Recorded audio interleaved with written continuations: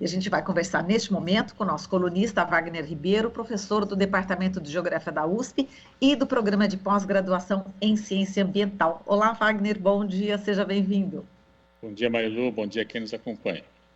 Bom, Wagner, vamos falar aqui sobre o nosso primeiro tema, que é a exploração de nióbio. As autorizações para esse tipo de exploração na Amazônia mais do que dobrou, né? As autorizações mais do que dobraram nesse governo Jair Bolsonaro. As áreas com pesquisas autorizadas pela Agência Nacional de Mineração incluem 9 assentamentos de reforma agrária, proximidades de 2 terras indígenas e ainda uma unidade de conservação federal. O aumento de autorizações para exploração de nióbio na Amazônia, ele foi de 156% no governo Bolsonaro, e agora, só a título de comparação, entre 2013 e 2015 foram 9 autorizações na Amazônia, e entre 2019 e 2021 foram 64, portanto, aí um aumento de 611%.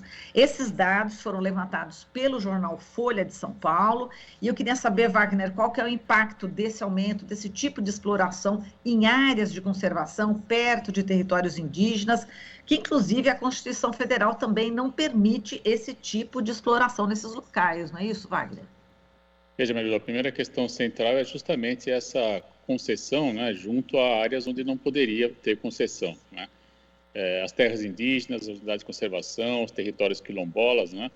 Todas essas áreas elas não podem ser afetadas por ações dessa ordem, né? Elas têm como objetivo fundamental a manutenção dos modos de vida das populações, quando é o caso, e também dos processos que a gente chama de serviços ambientais e ecossistêmicos, no caso das unidades de conservação. Então, a primeira questão a ser avaliada é por que de abrir essas áreas para exploração. Na verdade, se trata de um projeto de incorporação da Amazônia, na perspectiva ainda lá do século XX, no final do XIX até, de exploração dos recursos naturais, né, especialmente mineral, e sem, evidentemente, levar em consideração aquilo que a gente tem, não só eu, vários outros pesquisadores também, apontado como a necessidade de ter na Amazônia aquilo que a professora Berta Beck sempre chamou de um vetor científico e tecnológico da modernidade, onde nós poderíamos, a partir do conhecimento das comunidades originárias, das comunidades quilombolas, das comunidades caboclas, associar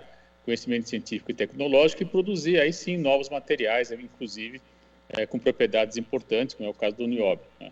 Então, nesse aspecto, é de fato uma afronta grave, né? A Constituição precisaria ser revista, todas essas concessões, do meu ponto de vista, e especialmente porque, segundo esse mesmo jornal que você citou, um empresário isoladamente ganhou uma área quase do tamanho do estado de São Paulo. Então, é de fato algo muito preocupante, porque, na verdade, se trata, do meu ponto de vista, mais de garantir o acesso à terra e expropriar os povos originários, as populações que lá vivem, do que, na verdade, de explorar o nióbio. Por que eu afirmo isso, Marilu? Porque hoje o Brasil já é o principal produtor de nióbio, e eu falo isso como quem ministra a disciplina de Geografia dos Recursos Naturais há mais de 30 anos no Departamento de Geografia, então é um assunto que a gente acompanha. E a mina de Araxá, que está lá no estado de Minas Gerais, ela supre com muita tranquilidade, né, toda a demanda de nióbio que se tem hoje. Então, na verdade, se essas novas áreas de concessão entrarem em operação, elas vão baixar o preço do minério. E isso não é interessante para quem já está atuando hoje, para quem já está exportando. Então, até em termos econômicos, a gente vê claramente que é uma ação que não tem o menor sentido, não tem o menor fundamento, né? Porque o Brasil já é, sem dúvida, a liderança importante, tem outras reservas também, essas áreas que ele está apontando também são áreas de reserva, mas hoje introduzir a produção nesses lugares seria, de fato, baixar o preço, e isso prejudicaria a própria posição do Brasil na exploração desse minério, porque a demanda atual, Maria, está absolutamente atendida.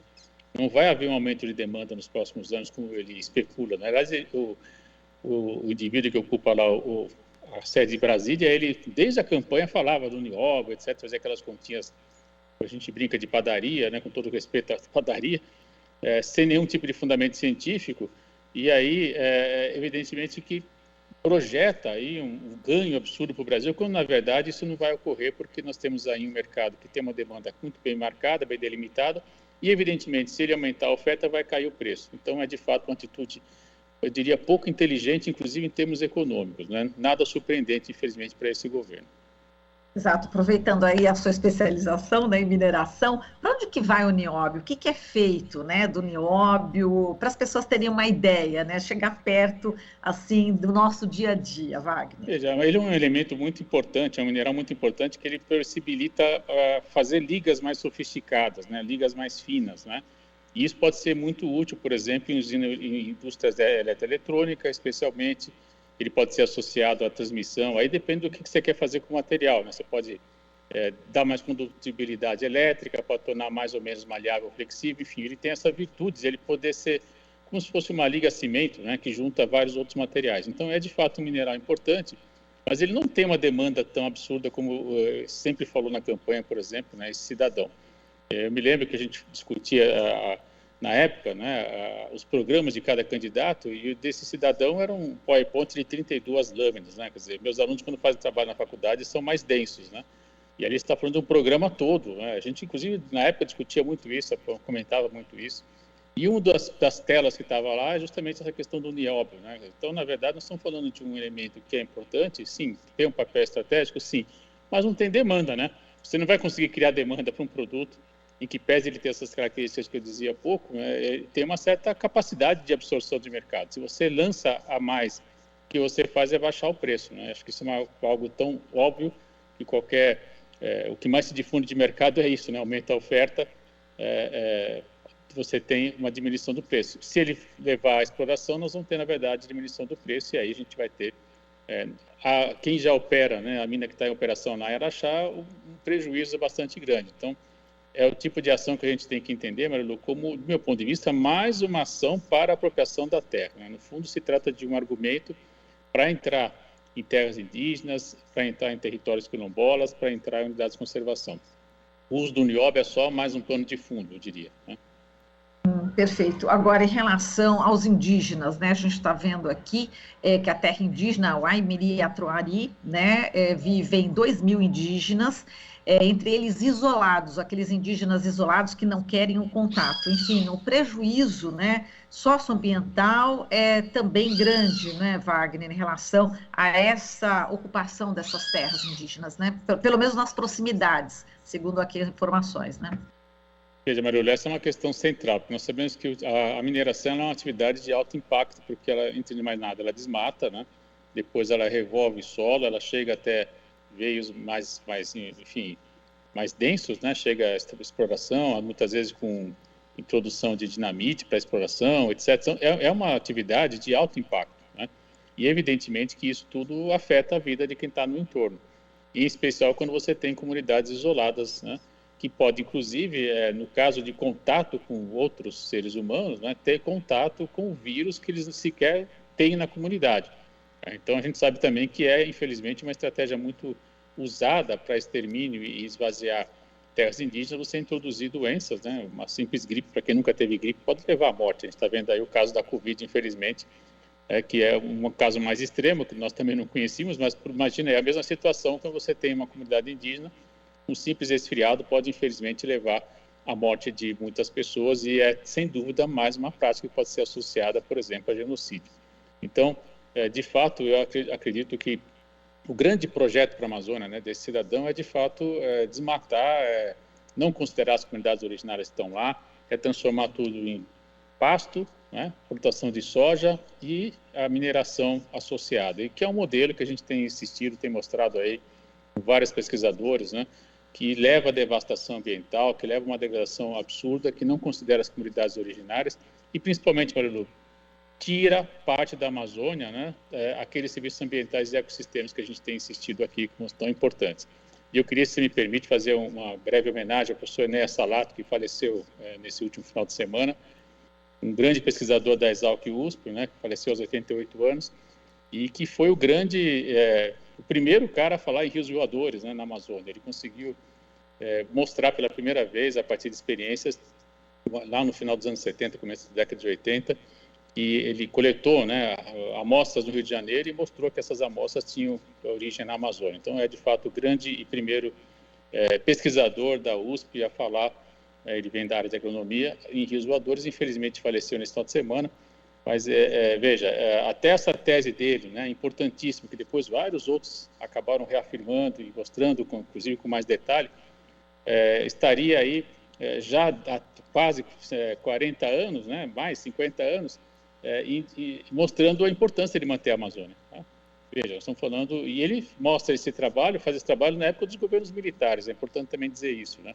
Então, os militares sabem da importância dos serviços ambientais e ecossistêmicos da Amazônia, e eu não entendo por que eles insistem nesse modelo predatório de ocupação da Amazônia. Né? Então, tem muito conhecimento científico já de lá para cá, mostrando a importância e as alternativas, né, que a gente tem, inclusive, insistido, de você fazer uma atividade na Amazônia produtiva, onde você consegue manter as atividades das populações que lá vivem, salvaguardando seus interesses, salvaguardando seu modo de vida, ao mesmo tempo introduzindo em escala um pouco mais ampla, né, sem degradar o ambiente. Isso já é possível, existem experiências importantes em curso, e elas se chocam frontalmente para essa ideia de exploração, por exemplo, agora do nióbio. Cada hora eles vêm com tiram do colete mais uma política, e a gente tem muito argumento contrário. Né? O problema é que eles têm a caneta, né, Marilu? Essa é a dificuldade. Mas nós temos o microfone aqui, Wagner. Temos o microfone, não é pouco. Sigamos na luta, né? Exato, e Wagner, bom, e a FUNAI também não responde, né, não respondeu à reportagem, enfim, não sabe se realmente ela teve participação nessas autorizações da Agência Nacional de Mineração, se teve ou não se sabe, existe aí um silêncio, né, que pode ser bastante, enfim, audível no outro sentido, né, esse silêncio. E também a questão dos assentamentos, né? As pessoas assentadas deveriam ser ouvidas também, e também não existe nenhuma informação aqui de que elas tenham sido ouvidas, quer dizer, no próprio assentamento não falaram nada a respeito, quer dizer, estão passando por cima mesmo, né, no caso, né? Boiada, trator, é tudo, né? Não, é uma prática, né? Um estilo de governo, né, autoritário, que não leva em consideração conhecimento científico, que não chama para audiência pública. Enfim, você tem de fato uma estratégia, né, de implementação de ideias sem discussão, porque eles sabem que se abrir a discussão é difícil sustentar o que eles querem fazer, né? Tem muito argumento contrário já. Veja, você vai, entre outras questões, estar confrontando uma ideia importante no serviço ambiental fundamental, que são os rios voadores. Eu prefiro chamar de rios transfronteiriços, mas enfim, né? Mas sem dúvida sempre lembrando da importante contribuição do professor Salati, que de fato já está em risco quando você começa a ter uma ocupação de alta densidade, como está sendo proposto, por exemplo, de alto impacto principalmente, né, por meio da mineração. E a alta densidade no ponto local, sim. É claro que a Amazônia é muito grande, mas onde a mineração entra, ela leva muitos trabalhadores, equipamentos, então tem uma certa densidade também nas áreas onde ela atua, e evidentemente isso tudo afeta esses ciclos biogeofísicos da natureza, especialmente na Amazônia, que tem interesse na escala local, como a gente já falou várias vezes aqui, né, afeta as comunidades, afeta também os fluxos de chuva, por exemplo, para o sul-sudeste, e na escala internacional também traz impactos, Marilu, porque a gente sabe que isso tudo leva ao agravamento do efeito estufa, né, por meio de desmatamento, lançamento de gás de efeito estufa na atmosfera. Então, é de fato um problema que afeta diversos interesses e repercute em diferentes escalas também. Parece que ele não está preocupado com isso, infelizmente. Verdade. Bom, eu acabei não falando, né? Sentimos muito aí o falecimento desse professor, viu, Wagner? Nossos sentimentos, a você que conhecia ele profundamente, e, enfim, são seres humanos especiais, né? Que tiveram uma contribuição tão importante aqui, né? Para a nossa academia.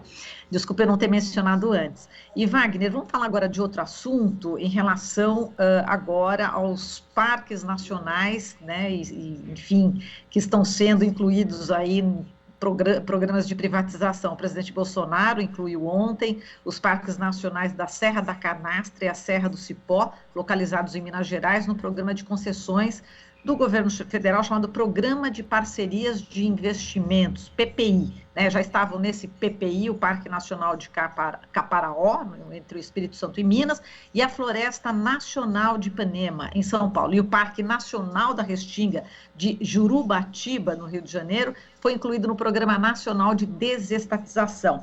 A nota do governo federal diz o seguinte, eu vou ler essa nota porque, lógico, eu vou querer o seu comentário, viu, Wagner? Ele diz o seguinte, que a medida visa a promover a concessão das referidas unidades de conservação à iniciativa privada para a execução dos serviços públicos de apoio à visitação, com previsão do custeio de ações de apoio à conservação, à proteção e à gestão.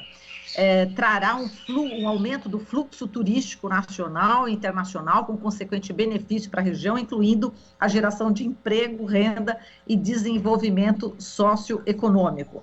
Agora, não daria para fazer tudo isso, né, sem a privatização, Wagner? Quais os prejuízos aí socioambientais que você vislumbra?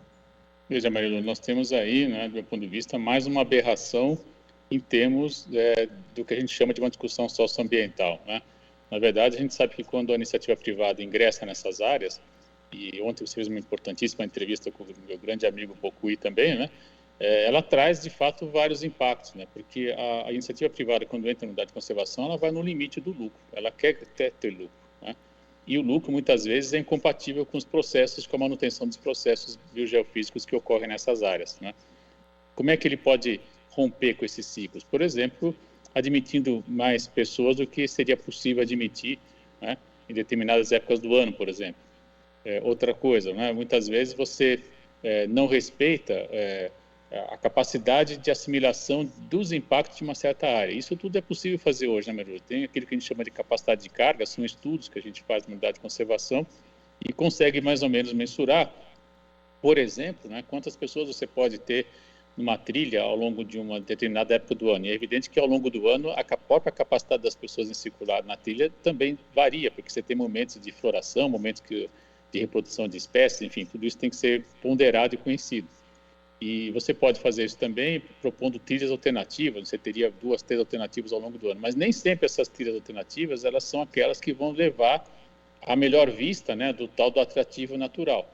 E aí começam os problemas, né? Em geral, a iniciativa privada, quando assume essas áreas, ela não está muito preocupada, né?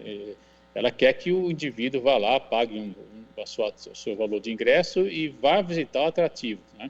Independente de se é o momento mais adequado ou não, independente de se vai gerar uma carga muito grande, né? Que, por exemplo, afugenta espécies, né? Então, por exemplo, a fauna, ela pode ser afugentada, né? Hoje a gente já tem vários colegas da biologia mostrando que esses fragmentos e essas áreas todas citadas são fragmentos, em grande parte, fragmento de Mata Atlântica, tem também cerrado em algumas partes, enfim, são áreas que você tem já uma fauna bastante reduzida e, evidentemente, que a presença do turista pode afugentar essa fauna. Ninguém está falando aqui em não ter presença de turismo, não é isso, mas ser feito de maneira ordenada, organizada, com racionalidade, né? E por meio de estudos que embasariam, né, todas essas áreas. Uma primeira pergunta a ser feita, essas áreas já têm plano de manejo? É obrigatório que todas as unidades de conservação tenham plano de manejo. Elas já têm conselho de gestor? Essas concessões, se tem, né? Se não tem, elas estão ilegais, tem que criar primeiro, né? E se tem, esses conselhos gestores foram informados dessa possibilidade, discutiram, aprovaram esse tipo de ação? Então, veja, tem uma série de questões aí e depois vai para um fórum jurídico, né? Facilmente isso tudo é derrubado, né? E, do meu ponto de vista também, é evidente que mesmo quem está querendo, a iniciativa privada que quer ingressar nesse tipo de parceria, sabe dessas brechas jurídicas, né? Fica insegura e acaba, ao final, não ingressando, né? Então, é um cenário, Marilu, de tanta instabilidade, de tanta incompetência, eu diria, que não é bom nem para quem vai fazer investimento capitalista nessas áreas, né? De fato, uma confusão que é feita por meio desse tipo de ação desse governo. E, lamentavelmente, né, apesar disso tudo, ele tem a desfaçatez, eu diria, de lançar, no último ano de mandato, né, uma proposta dessa ordem, sem debate, sem discussão, sem ouvir as comunidades que estão envolvidas, sem ouvir os conselhos gestores que, se é que existem, né, estão atuando. Enfim, é mais um passa-boiada, né, infelizmente, nesse último ano de governo, que será assim ao longo do ano todo, né, Marilu? A gente vai ter pauta, não vai faltar pauta até o final da gestão desse indivíduo, porque, de fato, é o desespero de quem sabe que vai entregar o ano que vem, esperamos, né, de preferência para o presidente Lula. Pois é, o próximo presidente, né, se for o Lula, vai ter muito trabalho de correr atrás de todo esse prejuízo, né, Wagner? Marilu, a destruição institucional ela é avassaladora, né? Vai demorar um pouco para fazer isso, a população tem que entender isso também, mas não é fácil de uma hora para outra você reconstruir, reorganizar, realocar técnicos, realocar recursos, enfim. É, de fato, uma política de terra arrasada. E pior, Marilu, os serviços ambientais e ecossistemas que nós já estamos perdendo são irrecuperáveis, né? Não tem jeito. A devastação que chegou na unidade de conservação, você não vai recuperar isso de um dia ao outro. São 30, 40 anos para você ter uma recuperação. Então, o prejuízo é de longa duração. Nós não estamos falando... Porque a instituição, até com um pouco de paciência, consegue realocar pessoas, consegue fazer uma política orçamentária, reorganizar a população para participar dos conselhos, né? Mas o veio, né? O eixo de desmatamento criado, ele não recupera de um dia ao outro. São 30, 40 anos, muitas vezes, né? Se você tiver mineração, por exemplo, com contaminação de solo, usar mercúrio, etc., aí o período é um pouco mais amplo ainda. Então, o prejuízo que a população brasileira está tendo já com essas ações, ele é extraordinário, Marilu, ele é muito grande. Isso precisa ser dito, né? Já está afetando gerações futuras, inclusive. De meu ponto de vista, mereceria até, no âmbito dos colegas do direito, que trabalham com o direito ambiental, ações mais contundentes, porque, de fato, né, são ações que comprometem aquilo que está escrito claramente no artigo 225, que é salvaguardar o ambiente brasileiro para as gerações atuais e para as gerações futuras, né? Os índices de desmatamento que a gente verifica a cada mês, né? Agora acabou de sair um dado mostrando, infelizmente, mais desmatamento, né? Isso tudo tem implicações seríssimas, né, para as próximas gerações. Então, é mais uma evidência de que esse indivíduo não está cumprindo a Constituição e que, do meu ponto de vista, deveria estar fora do poder já há muito tempo. Sem dúvida. Wagner, a gente agradece aqui a sua participação, muitíssimo obrigada e até a semana que vem. Até a próxima, Júlia. Até mais. Falamos aqui com Wagner Ribeiro, professor do Departamento de Geografia da USP e do Programa de Pós-Graduação em Ciência Ambiental. Você está ouvindo Jornal Brasil Atual. As notícias que os outros não dão.